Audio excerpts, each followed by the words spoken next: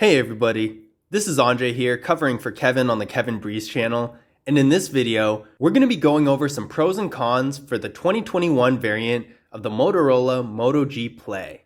Let's get started. So the first pro for this phone is its battery. Now this phone has a massive battery, especially for a phone this inexpensive. The phone has a 5000 milliamp hour battery that supports 10 watts of fast charging. Now with the battery this big, you're definitely not going to have a big problem with battery life. And even when you do need to plug it in, with that fast charging, it's going to charge up a lot faster than other phones that don't support fast charging. All in all, even compared to the big flagship phones, it really does have a very powerful battery that's going to give you a lot of life and a lot of power. Now the first con for this phone is the processor. Now this phone has 3 GB of RAM with the Qualcomm Snapdragon 460 processor.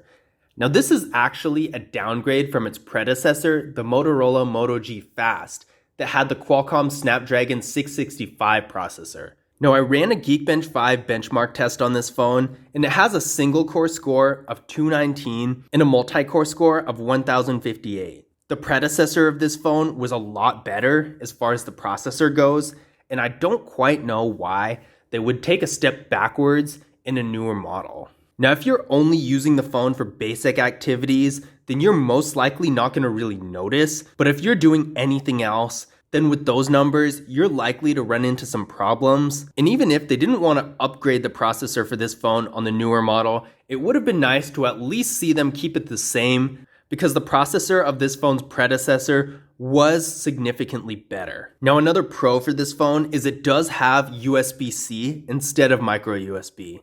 I say that because a lot of these entry-level phones do have micro USB, and USB-C is a lot better, especially nowadays when more and more phones are starting to support USB-C instead of micro USB. Since they had to downgrade the processor, it's nice to see this phone's at least adopting the USB-C instead of having a micro USB.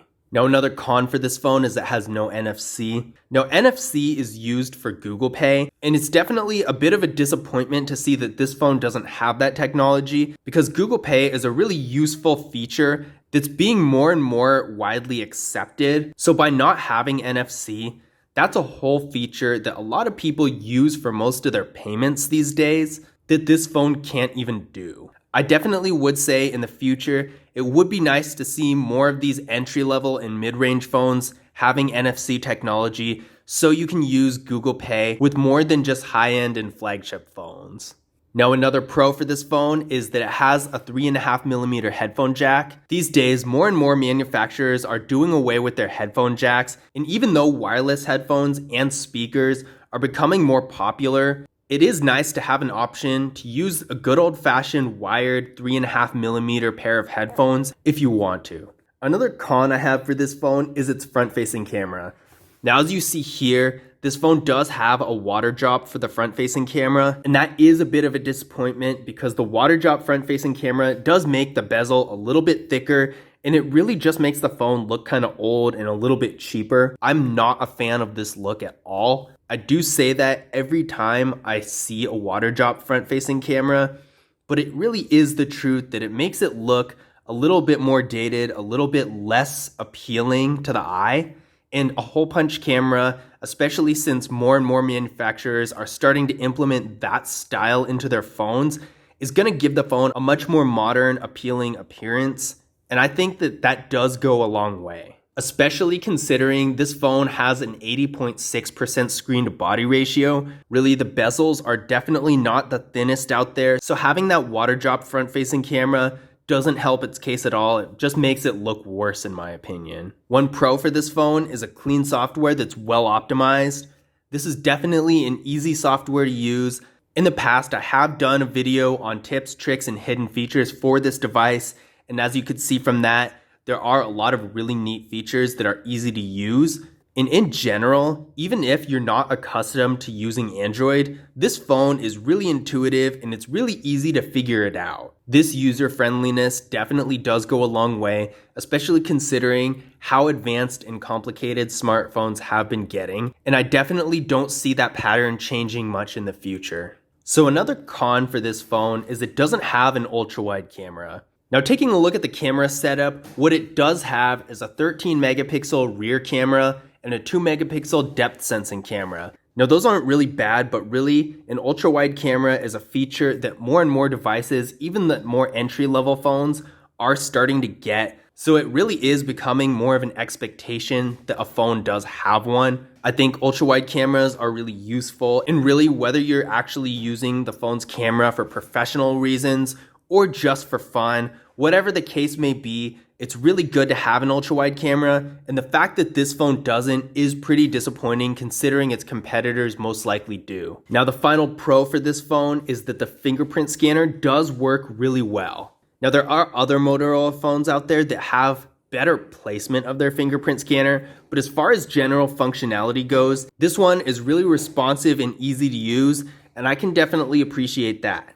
Taking a look at how it functions, it's right here on the back. It's definitely in an easy to reach spot that's not obstructive and doesn't put the camera at risk, which I definitely like.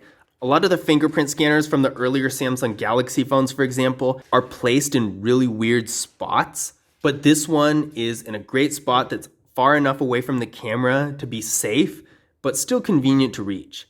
Let's see how it works. And as you see there, just one touch and it opens right up. There's no delay or anything like that. So really, that's definitely a pro for this phone. It does have face unlock as well, which is also really nice to have. I really think having both is a good idea because then you have different options depending on the situation. One might be easier to use than the other at the time. So that's nice to have too. Now the final con for this phone is its internal storage. Now this phone has 32 gigabytes of internal storage with micro SD card expansion, which really, in my opinion, isn't enough. I feel like 64 gigabytes is a bare minimum. I always say, no matter what your situation is, whether you think you need it or not, it's always better to have a little bit extra storage. It's better to have it and not need it than it is to need it and not have it. And in this situation, 32 gigabytes, to put that into perspective, everything that you might use on a daily basis is on this phone currently, and it's taking up 58% of the internal storage. That is really not good.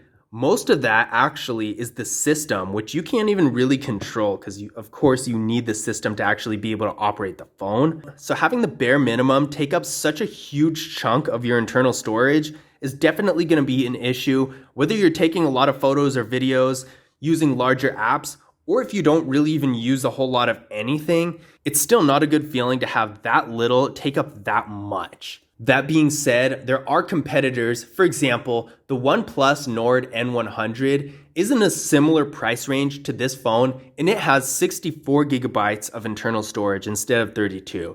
The point is, you can definitely do a lot better as far as internal storage goes with competing phones in a very similar price range. So really, this is a huge disadvantage. But that was a quick rundown of some pros and cons for the 2021 version of the Motorola Moto G Play.